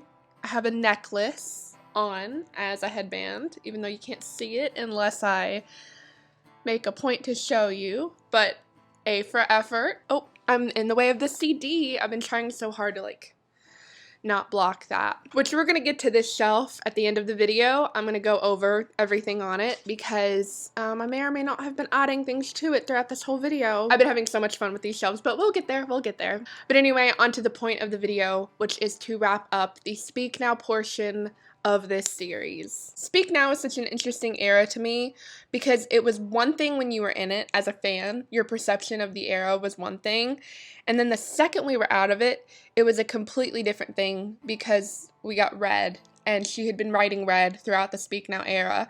So almost immediately there was this sense of, for me at least, there was like a appreciation for everything she had been doing regardless of the fact that she had been going through so much, you know? Also, yes, I painted a 13 on the back of my hand.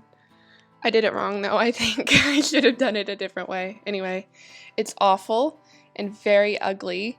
Done with eyeshadow. Clearly. You can't say I didn't commit to the bit.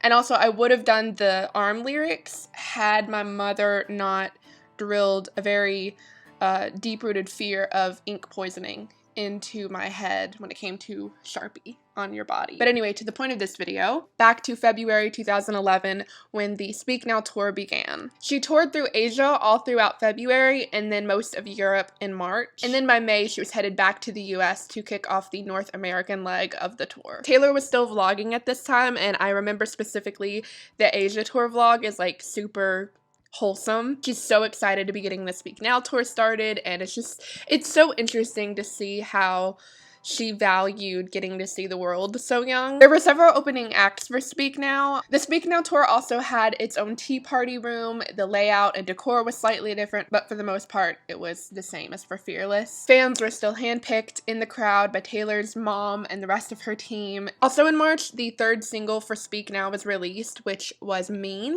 The song peaked at number 11 on the Billboard Hot 100 chart, and we got a music video for the song starring Joey King. And then the next month, in April 2011, Taylor released the fourth single from Speak Now, which was The Story of Us. I'm not sure why these two singles were released so closely together, and I think that might have had something to do with the fact that The Story of Us peaked at only 41 on the Billboard Hot 100 charts, and I really wish they had given it more of its own time to shine, because Mean was like the biggest song from Speak Now, so I wish they had given The Story of Us like more time to have its own moment. Also in April of 2011, Taylor performed at the BBC Live Lounge doing one of my favorite covers she's ever done, White Blank Page. She also, in April 2011, won Entertainer of the Year at the ACMs. And then in May 2011, Taylor made her third appearance at the Met Gala. And then in May of 2011, if you remember, back then there were horrible tornadoes happening all throughout Haiti and the surrounding areas that resulted in devastation to most of the country. And also at this time, Taylor was doing last-minute closed-door rehearsals for the North American leg of the Speak Now tour. So she decided to help raise donations for Haiti. She would open the doors to her last rehearsal, and all of the profits made that night would be donated to Haiti. She dubbed the occasion Speak Now, Help Now, and on stage she announced that with ticket sales alone, $750,000 had already been raised. They had these shirts draped over every single seat in the entire stadium, so it was like a sea of red when you walked in. So Speak Now, Help Now was May 21st, 2011, and the tour officially picked back up on May 27th, 2011. And then in July 2011, Taylor released the fifth single for Speak Now, Sparks Fly. The music video for the song was the Speak Now World Tour footage montage, and the song peaked at number 17 on the Billboard Hot 100 chart. In August 2011, Taylor attended the Teen Choice Awards and won many awards. But my favorite part of the night is when she's accepting her first award and she's talking about how wondrous and overdramatic and excitable being a teenager is,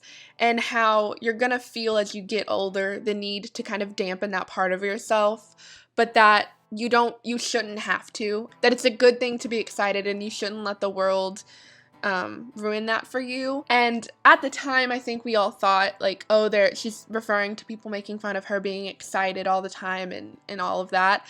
But now it's like, this was when she was like dealing with everything that happened. Her 21st birthday was in December 2010. And so to see her give this speech about holding on to those parts of you when we know what she was going through, it is just a little bittersweet, you know? And then in October 2011, Taylor released her very first perfume, Wonderstruck, which is named after a lyric in her song Enchanted. The perfume did well. It was under the Elizabeth Arden label, which is like one of the biggest perfume manufacturers and brands in the US. It was sold in most department stores like JCPenney, Macy's, Dillard's.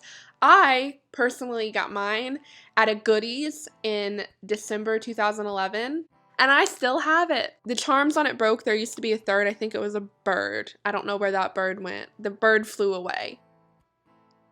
There's also a 13 on the cap. I just noticed that. But this perfume is pretty good. I used quite a bit of it, and I love it. I love this perfume. It's so pretty. I have it in my bathroom as decor. It was also in October 2011 when Taylor got her first cat, Meredith, and thus her cat mom persona was born. She named her Meredith Grey after Grey's Anatomy, of course. There wasn't really a worthy namesake in CSI, I guess. And then we get to November 2011. The end of 2011, beginning of 2012 is a very busy time for Taylor. But for the first few weeks of November, Taylor was continuing her tour through the US and Canada. And then on November 20th, 2011, CBS released a 60-minute segment on Taylor where she talks about her newfound fame, her good girl image, and what it's like to be at the helm of the empire that she had created. And also in this interview, Taylor talks about how she still very much feels like the outsider and how those feelings from when she was in middle school never fully went away. She says even when she's front row at an award show, she still tends to feel like an outsider. And I've always found it interesting that track 6 on all of her albums, the first was The Outside, then it was Tell Me Why, and then it was Mean. And all three of those have a very similar theme of being left out or being mistreated. And I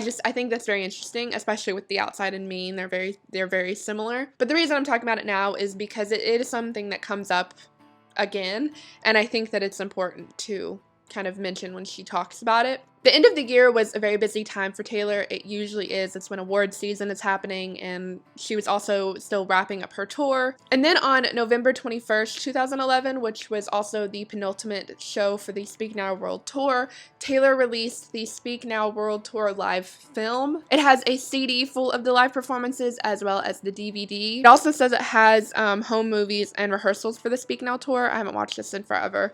I really need to.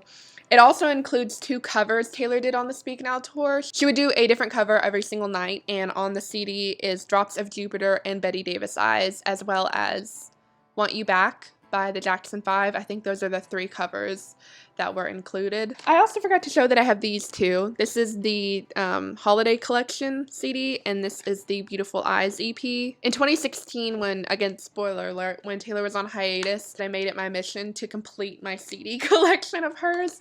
So I bought all of the things that I didn't have yet. And I also have all 6 of the karaoke CDs for Debut through Rep. She stopped doing it with Lover.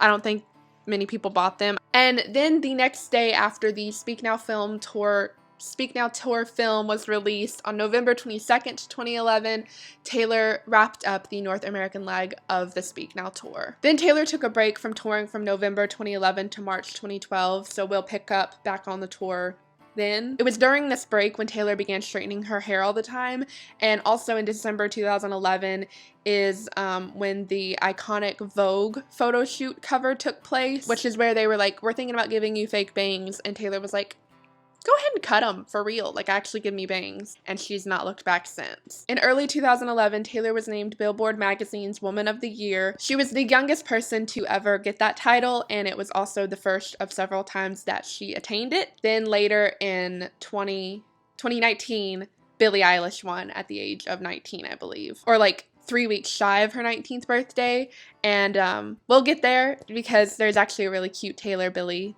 interaction that night. But we have to discuss something that happens in the 1989 era for that to make sense, so all in due time. And then a few days after that, it was Taylor's 22nd birthday, which is when she posted the now very iconic and, dare I say, infamous photo of the red shoes in the studio. I say iconic because it was iconic, and I say infamous because it's one of the first, like, in-your-face Easter eggs we'd gotten at that point. And it's kind of regarded as, like, the one that started it all. That's when fans were like, oh, that's an Easter egg? Okay, now we're gonna look out for them. And I just think it's interesting that something so simple was where the Easter egg started, but it being such a benign thing at the time and then turning out to be a major clue that we all missed, it kind of is indicative of why people interact with Easter eggs the way they do now, which we're gonna get into the fiasco of fan theories and Easter eggs as it grows. But back at this time, like, the craziest Easter eggs would be a 13 hidden somewhere. Like me not knowing that there's a 13 hidden in the design of this bottle cap. Like, that was an Easter egg. The shoes were an Easter egg. It wasn't what it is today, and I think that it's interesting that this is where it all began. Then in December, Taylor released 2 singles, the first being Speak Now's 6th and final single, Ours, which was released on December 5th, 2011. The song peaked at number 13 on the Billboard Hot 100 charts, and I know Taylor, just like, if she is aware of where her songs chart, she's like smiling from ear to ear every time one lands at number 13. She performed the song Ours at the CMA Awards a couple of months before its release, and it's a really, like, wholesome performance. She's wearing a pink sweater and jeans and sitting on a couch, and it's very reminiscent of the Speak Now ending performance where she's sitting on a couch. And she actually uses this couch setup a bit in the Red era as well, and I kind of wish she would bring it back. I love the couch thing. It's just this big, like, vintage looking couch that her band and her would sit on and perform a few songs on the Speak Now tour. And it's just like a really cute set piece, and I think that it fit the performance for Ours very sweetly. This is also around the time where Taylor stopped posting vlogs.